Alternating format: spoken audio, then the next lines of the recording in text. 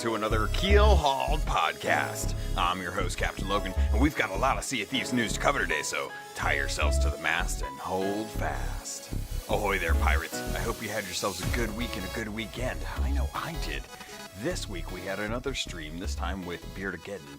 We got a new patch that fixed a lot of the issues that were coming in from the last patch. I got some ideas, and we got some information on the Bilge Rat Adventure, as well as a nice captain story. That and more on this week's episode of Keelhauled Podcast. This week we got patch 1.2.5, and this dev update with Joe Neat does go into a lot of information, mainly talking about how a lot of stuff has been coming with not only the latest Bilge Rat update, but over the last few months with content updates, and how they haven't really been giving themselves enough time to properly test some of these new updates or get them out to the pioneers to make sure that the test givers have, or the pioneers have time to really kind of focus in on playing the game, testing the new features, and getting feedback that they can have time to then evaluate. So with this patch, we did get the fix for feeding pigs that are caged. The Athena's voyages are now available. The spyglass issue is gone. You can now hand chests and crates to other pirates. Things that have come with this patch also include when you approach a barrel, you'll also be able to see if it's empty. This is a very nice change, and I'm looking forward to seeing how this plays out with powder kegs, with snakes, things like that. I've already seen a couple of videos of it, but I'm still getting used to taking a half second to look at the barrel before I actually open it to see if it has the empty label on it. Hopefully when they have more time in the future, we could probably take another look at this and then have maybe like a big red X over the interact part of it to make sure that there's a higher contrast to be able to see whether or not there's actually something in it or not. One of the things that did get mentioned is that resources have been increased per barrel, and especially at things like outposts. So it should take less time to stock up and get going. This was something that many of you know I've been wanting for a while. It really ties into respecting players' time when playing and reducing the time and effort gathering resources before starting a voyage is a huge plus to me. This is a quiet change that I think will really impact the quality of life, and I just want to take a moment to thank Joe and Mike for doing this. I know it's potentially a balance issue, but if it works out, well, it will help with respecting the player's time, and that's always been something. Like, you can't just pop in for a half hour, do something worthwhile, and then pop back out. The fact that Joe mentions it so casually in the video surprises me, because it has such potential to impact how we play the game. There were a couple of things that were mentioned in the video that didn't make it into the patch, or actually, I think the way they were wording it was that this is stuff that they're working on, and this goes into the take all and give all buttons for the barrels, and a cannon radial that allows you to select different types of cannonballs. And I think I mentioned it last week, where hopefully this will be something where it's going to basically feed in the latest barrel or the latest cannonball that you have. So say you have cannonballs and you pick up cursed cannonballs, those will filter in clockwise in the radial. Joe does talk about how they did get the inventory system out to pioneers, but they didn't have enough time built into development to address feedback from the pioneers.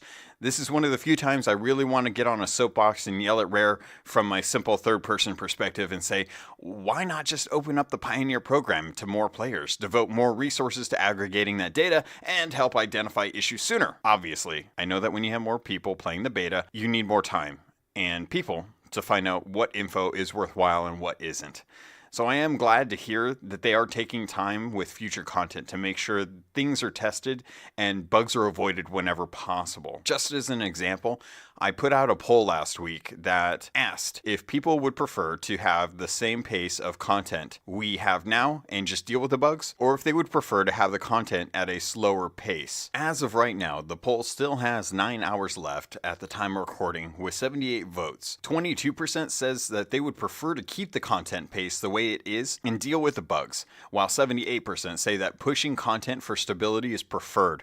I'm actually in the latter group. I would prefer to actually have content come out at a slower pace if it meant that it would be more stable, because the experience that we got with the Hungering Deep was great. We had been dealing with patch updates getting pushed from Tuesdays to Wednesdays and then from Wednesdays to Thursdays for the first couple months, and to have Hungering Deep come out flawlessly. We didn't even hear word that it was going to come out. We knew it was coming out at the end of May, and when the day came, it just came out and everything was fine. There was no issues, there was no bugs, everything worked perfectly, and that was great. It was a good experience. And as content has been coming, especially with the increase to weekly bi-weekly Bilge Rat updates, we've been noticing more and more bugs, and I'm glad to see that they're willing to take this time to actually figure out whether or not there's something that needs to be pushed off or disabled while they figure out a fix for it. One last thing that I did want to mention, as with the dev update video, Joe does go in to talk about Forsaken Shores and how it's coming up in the next week, and how there will be a campaign that will uncover more of the history about the Devil's Roar. So I'm really looking forward to that, because the Devil's Roar is going to be the first expansion to the game where we'll have new areas to visit and potentially more history to uncover, and whether or not it was different civilizations back in time that was actually in those areas, and if people migrated from the Devil's Roar to the Sea of Thieves to get away from the volcanoes and that dangerous lifestyle. So looking forward to seeing how that works. And believe it or not, we actually got a teaser video of Forsaken Shores this week. The Devil's Roar, a land left unexplored.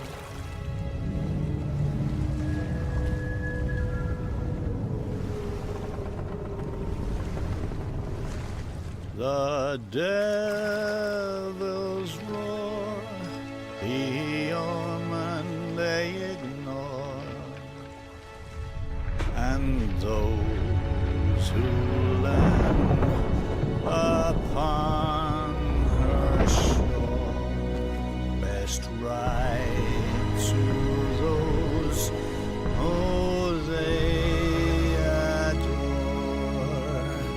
Just ask the souls who came before. Those poor forgotten sailors.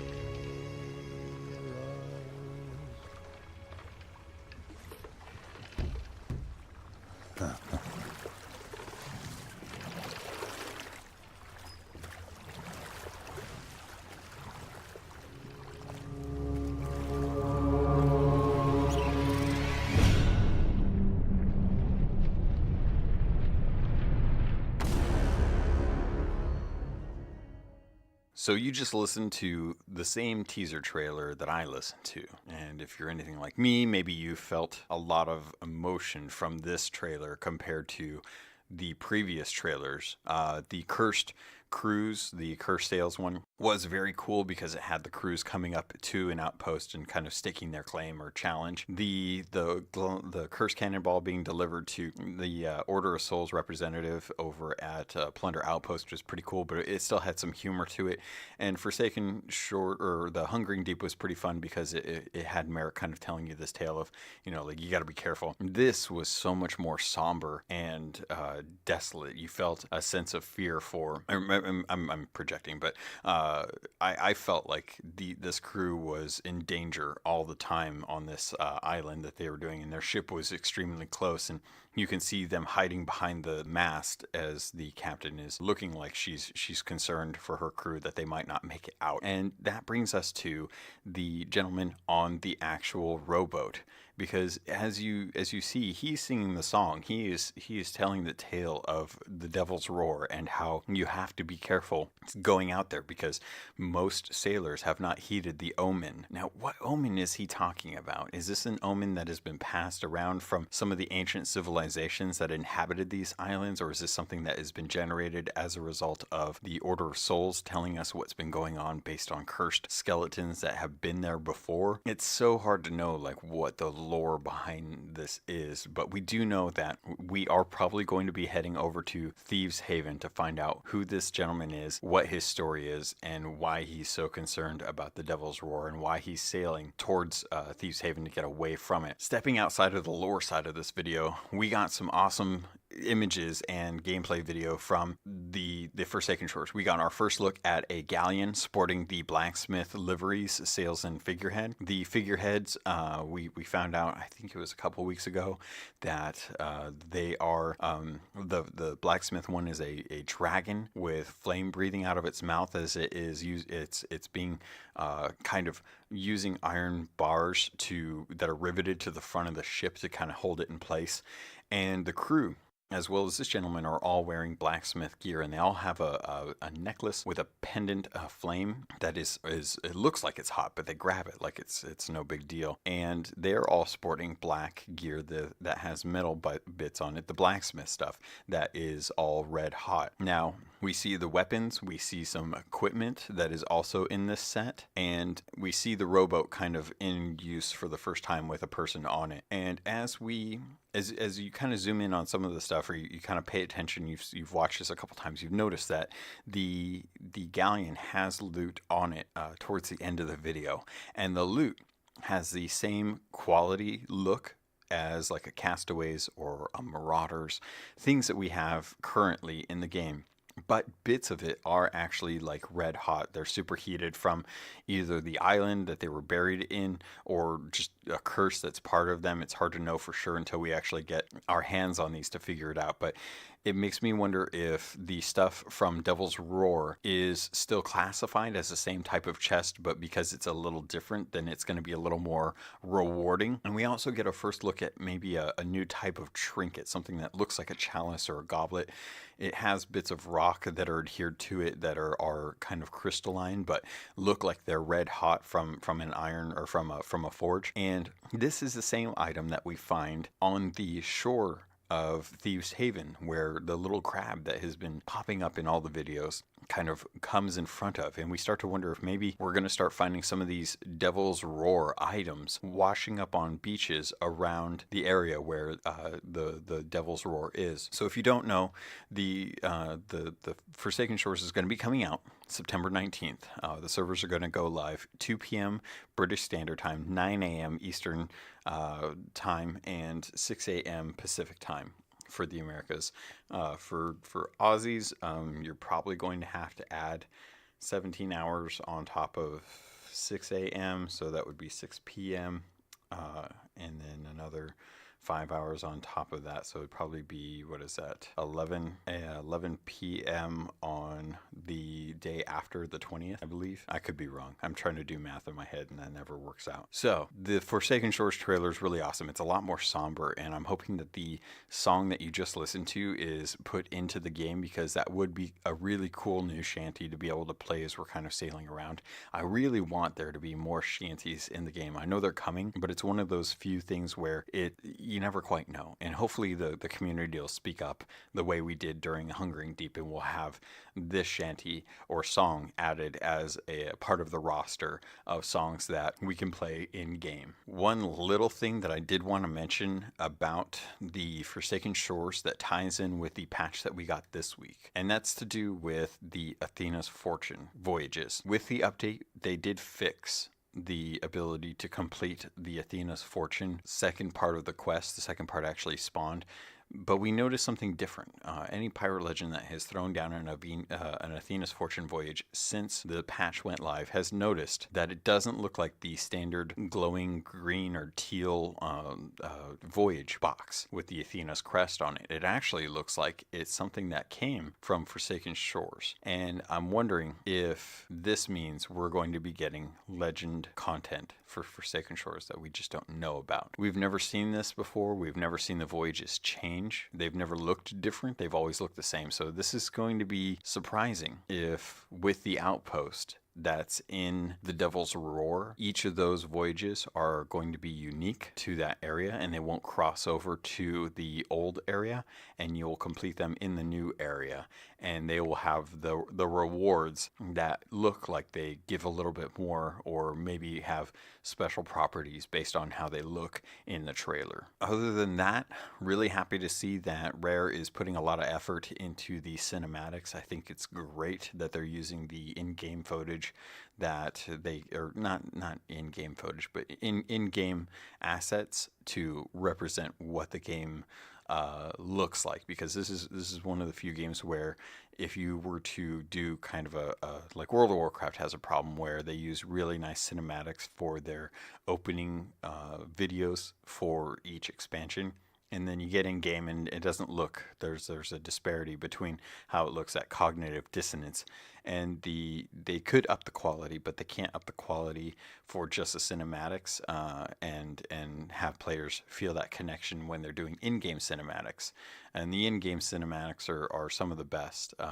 So seeing a Forsaken Shores teaser trailer used with in-game assets just really reaffirms just how beautiful this game is, because they can use that bump it up to 4K and really show off just how beautiful this game will look to anyone who just kind of stumbles upon the teaser trailer itself. So last week I had an interesting sailing day with Captain Nightmare, and I have to say, hindsight is 2020, and most of you already know that, so why am I saying it? Well, I was talking with Captain Nightmare, or as many of you know him as Nick, and we were talking about how the inventory system could have been implemented during cursed sails. As it was, we had a time frame for each cursed crew, and a week that those crews were active. It dawned on me, with the cursed cannonballs being in-game and seeing just how we interact with them, that had this system been implemented prior to cursed sails, things could have been potentially more engaging. As we sailed around from island to island, hunting down treasure and completing riddles, we had many things to talk about. The idea came up to me as we were sailing north from Crook's Hollow to Kraken Fall, where a half dug up captain's chest laid in wait for us to return so that we could reclaim it. The story as to why it was half dug up I'll explain shortly after. I tell you an idea I had that struck me like a cannonball hurtling towards me from Snake Island. So let us say that we had the inventory system prior to cursed sails, say since launch, something we're familiar with and we're used to. Now let's go back to the third week of July. We've heard rumors of Wanda the weaponsmith working with Salty on something special, and we've started to notice that there's something very wrong with Wanda, and Salty's gone, and now there's a skeleton parrot perched on the roof of the weaponsmith, and Wanda now has a skeletal arm. Fast forward a week, and our suspicions are right, and Wanda has in fact been playing around with cursed objects, and is summoned an armada of undead skeleton crews, piecing together ships from shipwrecks and armed with these new cursed cannonballs. We're told to do some investigative work to find out where Wanda the Warsmith is gone, finding journals spread out throughout the world where we find out that she has actually had a workshop hidden deep in a cavern walls of Wander's Refuge. Amongst all the stuff left behind by this now undead slave to Captain Flameheart, we find a chest. Breaking open the locks protecting this chest, we find inside one of each cursed cannonball that she's been working on, and there's a letter indicating that each crew she has under her command has been trained to use just one type of these cursed cannonballs. Each fleet is to be armed with the same type of cursed cannonball, with 5 ships per fleet. At the bottom of the chest there's a note to Salty with instructions on how to summon one of these fleets. The note reads, "Salty, I'm leaving the workshop to try and take control of the outposts. The time to strike is now while the iron is hot. Things have come to a head and I need you to start training the next set of captains. Below are instructions for the captains to follow for summoning a fleet as we look to move beyond the Devil's Shroud. Take one of the cursed cannonballs from the chest, sail out to one of 3 locations I've specified, and drop the ball into the water. Doing so will summon the fleet of the damned to raise to the surface and make their way to the outposts. With regard, Wanda the Warsmith. It is now up to you, sailor, to decide which fleet you and your crew wish to take on. Have you battled certain crews in the past and wish to take on a different curse? Are you just trying to capitalize on the hordes of gold that is being held on the captain's fleet? You make the choice, knowing that Duke will reward you for taking down all of the crews over the next 3 weeks, but that choice is up to you. You can always join another crew in the midst of a battle to get credit for Duke's commendations, but afterwards you can summon a different cursed crew. Personally, I would have loved to have more agency on what crew I fought and when, eliminating the need to be in a specific area during a set time during a set week. You would have had a cursed cannonball from Wanda's hideout, giving players a reason to go sailing around to do the lore portion of the content update.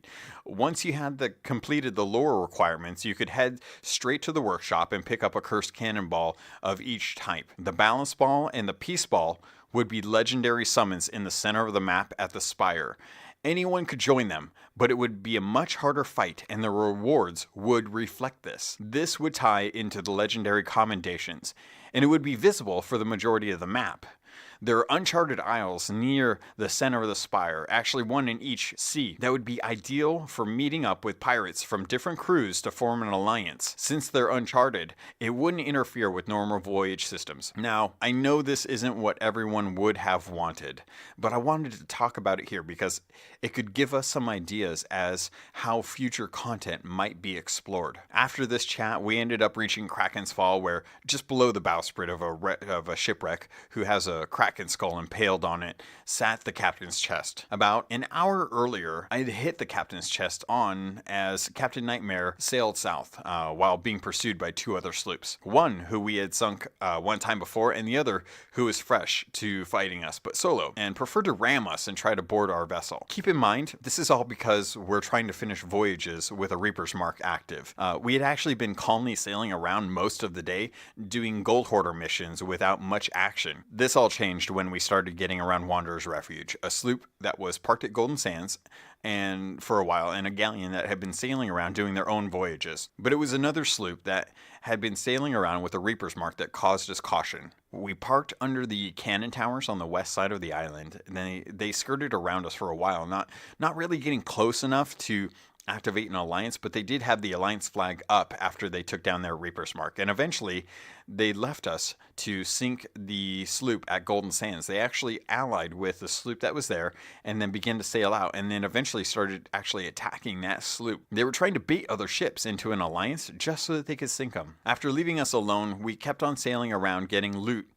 We kept an eye on them, knowing that they were being aggressive and they'd put up their Reaper's Mark again. So fast forward to some time later in the wilds, when we see this sloop go to another marked ship down south near Crow's Nest. So we're sitting at an island. It's in the middle of a storm. We're parked. We finished digging up our chest, and we're just checking out on the map these 2 ships marked with a Reaper's Mark going towards each other. And we're trying to figure out how this engagement's going to work out and who's going to be the victor or if they're going to ally. And we're sitting there looking at the map and looking these 2 little, it's like 2 little bleeps on a radar going towards each other very slowly. And it's really hilarious because we see one turn away and then one try and turn, and it looks like they're about to broadside each other, and then one stops dead and just stays there, and we're like, oh, that must have been an anchor ball. And then the other ship doesn't engage. They just continue sailing north. So now they're actually sailing north towards us, and they start to come towards us. They don't fire at us. They're just following us. So Nick jumps off and boards their ship without much issue. The guy doesn't say anything, or the girl doesn't say anything. The person doesn't say anything, and they aren't using in-game chat. They're not hostile towards Nick, and they're not hostile towards us. So I might have dropped a powder keg off the backside of the ship and tried to get him to hit it. Obviously, I didn't work because that's always a really hard thing to do. But the pirate leaves us alone, and we're like, all right, fine. That's perfectly fine. We'll go do our voyage and continue on. And as we're sailing south from Marauder's Arch towards Galleon Graves Outpost, we don't really have much to do. So we go and we start, we decide that we're going to try and get Nick the last commendation for the cursed cannonballs against ships. So we sail towards the sloop that is now parked at an island, just doing nothing. And as soon as we start getting close enough, they drop sail and start sailing in the opposite direction as us. So we're about to hit each other. They fire a cursed cannonball at us that's against players, and we shoot them with a cursed cannonball and hit. So Nick gets his commendation, then apologizes profusely that we just wanted to hit them with the one cursed cannonball. That turns into a whole thing. They sail over to Galleon's grave and start turning in their loot, and then start sailing out and start trying to attack us. And we're trying to figure out what this guy wants to do, because all he's doing is sailing around Galleon's grave trying to shoot at us. And eventually we sink him, but it takes him forever to, like, he'll sail out into the middle of nowhere, turn around, and then start beelining it for us. And it is the most illogical kind of like sailing I've ever seen. So we sink him and we don't ever see him again. But then that's when the sloop that starts coming and wants to ram us comes into the picture, because now we're heading on a new voyage and we're heading down towards Kraken Fall. And we only have one chest at Kraken's Fall, but this one Reaper's Mark ship is just dead at us. It's adjusting course to try and cut us off. And eventually we get to Kraken's Fall, and as we kind of bank around the side of it on the east coast, we slow down and wait for them to come around the corner, because we're planning on shooting a broadside at them. They never do that. They actually park on one side of the island, and that's when Nick jumps off the ship and starts running through the island to his ship. And as I realize that this is pretty much what the other guy is probably doing. He probably parked and he's now running towards our ship. Sure enough, he was. There was a shipwreck just off the coast of Kraken Fall on the east side, and I started to slowly sail out there, thinking that if he was swimming, I would be going faster than he could to actually do that. And I was hoping that I was going to be buying time for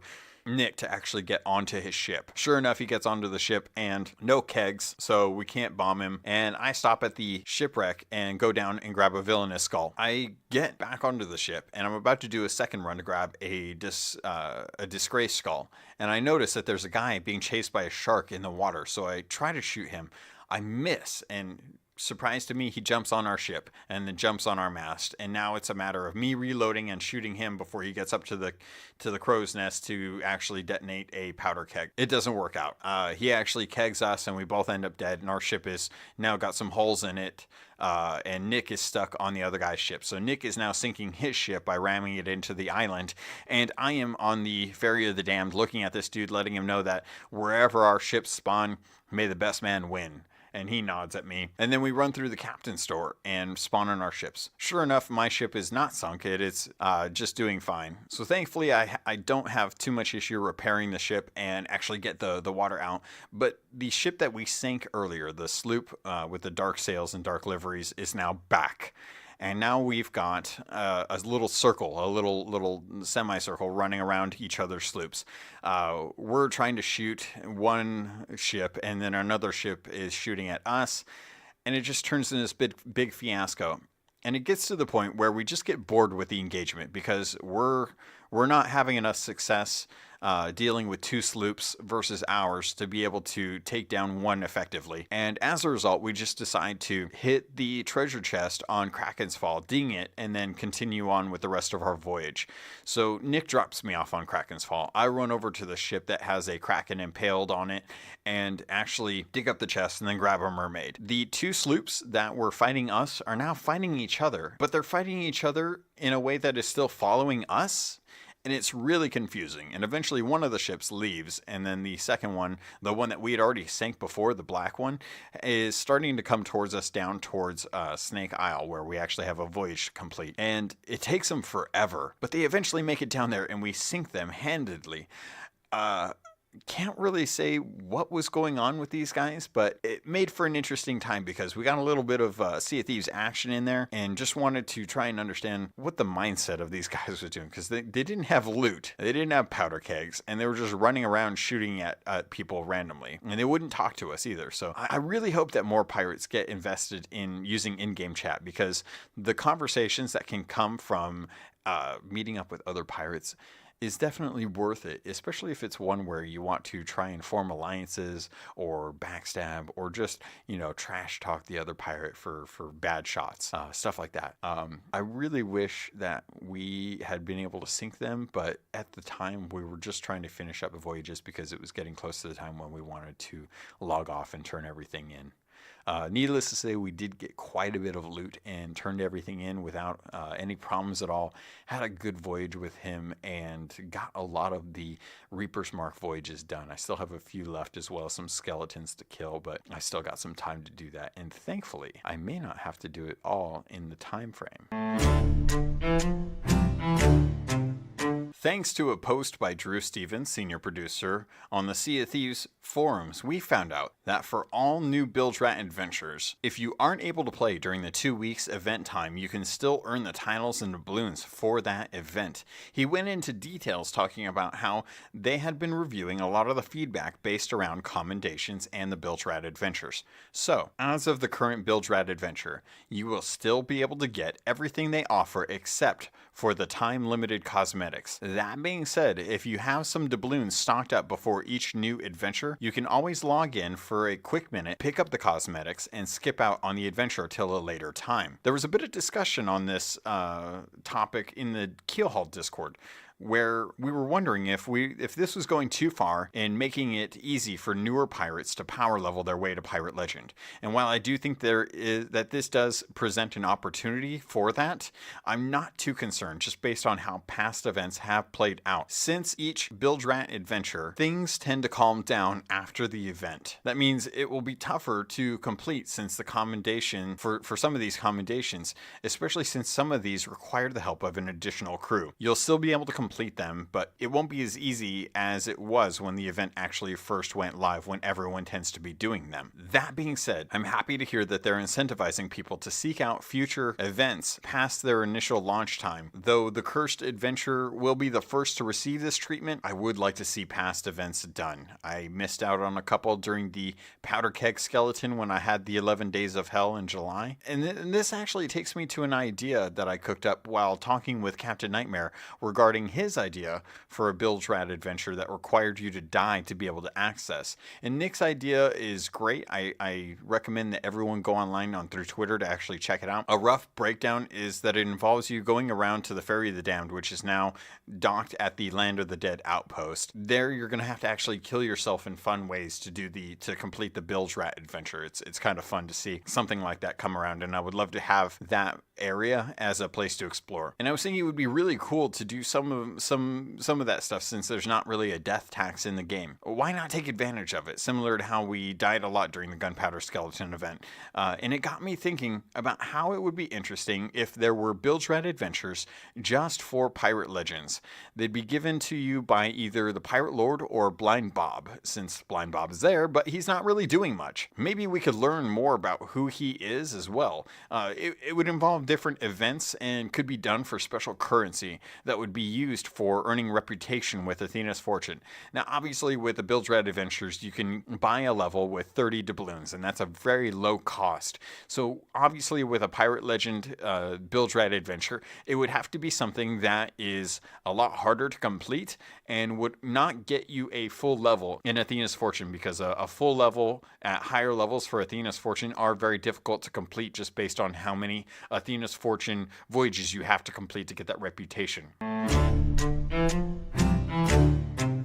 One quick little note that I did want to talk about, because I've seen more and more people talking about this, is dealing with leechers.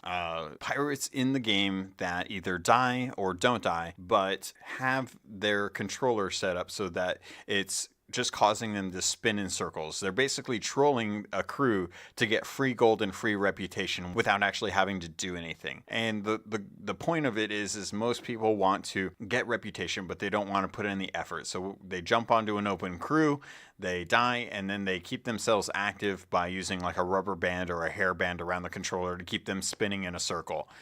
This tricks the inactivity check for 15 minutes of inactivity, gives you the lazy beard, but they still get all the credit. And there's nothing you can do. You can't vote someone to the brig and cut them off from getting any kind of reputation or gold. They still get it, even if they're in the brig.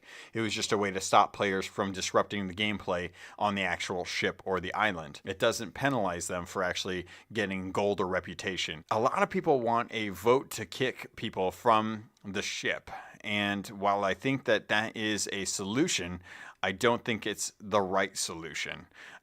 Doing something like that is going to cause a lot of griefing, and I feel like that's going to be something that is tough when you're looking at people who don't want to get, or who have maybe the majority vote on a crew, and you pop into it and they're about to turn in, and they don't think that you earned anything that they're about to turn in, and they kick you from the ship.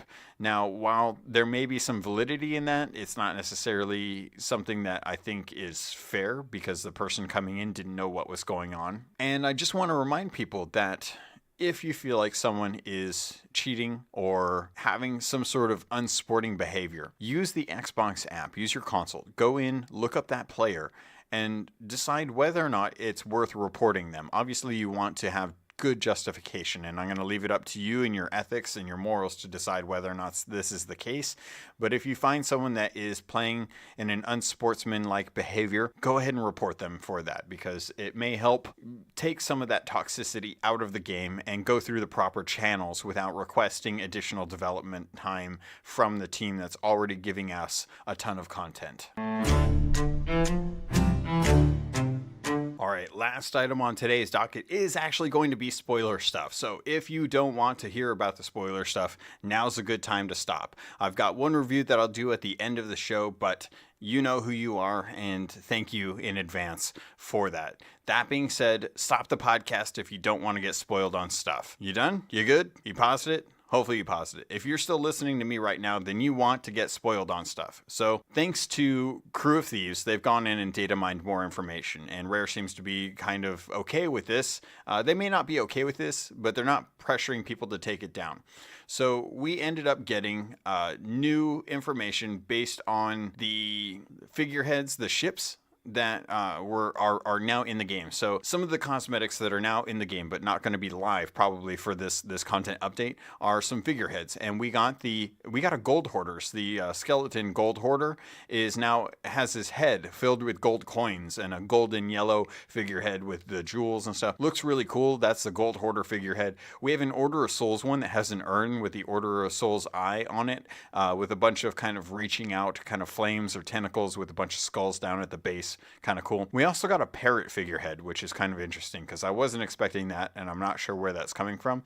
But even more strange is a Zeus figurehead, one that really kind of sticks out, as we have Athena's fortune, and that's all fine and dandy, but Athena's just a name. But this is an actual figurehead depicting Zeus as a god, and I guess because the game is actually rooted in the real world, it makes sense that there would be some mythology that would leach into it. But so far, this is the first actual mythology from our lives that is being put into the game as a physical item outside of just names. They showed off the different figureheads that we've kind of seen, as far as like the crab one that I talked about last week, the dragon one for the blacksmith, and the squid figurehead that we've seen in videos in the past. They also put out the spinal figurehead, which I'm hoping is coming soon, because I really want that figurehead. And we got some different cannon customizations as well, like parrots and a variant of a parrot, one that has feathers reaching up around the actual cannon, and one called the Eastern Winds. That is a very Asian aesthetic. It has a dragon on it that is an Asian dragon, the very long, slinky ones, as well as some of the skelly ones, and Kraken ones, as far as like capstans and stuff. It's interesting to see how these are being put into the game assets at a very early stage. I don't know if this is for testing or not, but it's interesting that whoever's doing this data mining is getting access to this, whether it be from a pioneer or from just a normal the normal game itself. So that's about it. Will be interesting to find out when those actually get put into the game, or if they're just testing out assets right now. I think that's going to do it. Let's close it up. That's going to do it for this episode of Keelhauled Podcast. We did have one review that I do want to go over. I got a 5-star review from Jason Fisherman, a great podcast to listen to. Thank you very much for the review. If you'd like to review, feel free to do so at iTunes or Apple Podcast, I guess is how they put it now. But if you'd like to get a hold of me, feel free to do so. You can always reach me at captlogun@gmail.com. That's captlogan@gmail.com. If you'd like to reach me on Twitter, you can always do so at capt_logun. You can also reach us at the Keelhauled Discord. I'm always on there checking out what people are doing. It's a great place to find other pirates to sail with. It's a great community. I've really been happy with how things are going with that. If you want to reach me in game, you can always reach out to me as well. My gamer tag is CAPTAINLOGUN. That's Captain Logan, all one word. And in fact, I got a message today from Alaska Grown 49. He says, had a thought about ship stocking up issues. A pirate cash box at the docks of outposts. You could deposit your supplies in it at the end of your session, and whatever supplies you put in carry over to your next session. It would be a lot like the clothing or shipwright boxes in that the stock would be unique to your character alone. You would still have an offboard or an offload from your ship to the cache or vice versa. So it's not just a push the easy button and get any supplies you put on your ship are still vulnerable if you're lost or if you're sunk. Seems like it'd be a simple way for us to keep supplies, bananas, regular cannonballs, and planks only. We worked hard for the session to be able to get these items. A simple way to better respect player time and effort and to get to the fun faster. What do you think? I'm actually going to pose this to you guys. You're listening to this podcast. I'd like to hear your thoughts on the pirate cache. Is there some way that Rare can introduce a server system that allows us to retain items that we put into our cache, our bank? Should there be a bank that holds our resources, something like that? Let me know what your thoughts are compared to how they're just increasing the amount of supplies that go into barrels, especially at forts and at outposts. Pirates, that's going to do it for this episode. Once again, thank you, I love you, and I look forward to sailing with you on the Sea of Thieves.